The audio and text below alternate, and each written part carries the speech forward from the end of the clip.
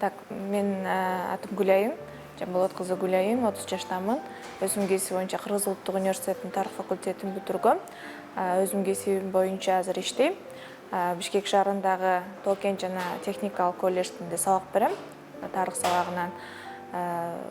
Андан сырткары быйыл ошо Кыргыз Улуттук университетинин аспирантурасын бүтүрдүм. Мисалы, Кыргызстандагы тарыхый окуялар боюнча негизи мен тарыхый булактар боюнча көп иштеп жүрөм.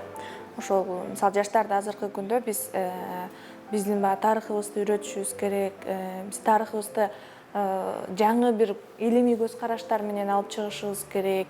Жана ошондой эле коомдо биз жаштарды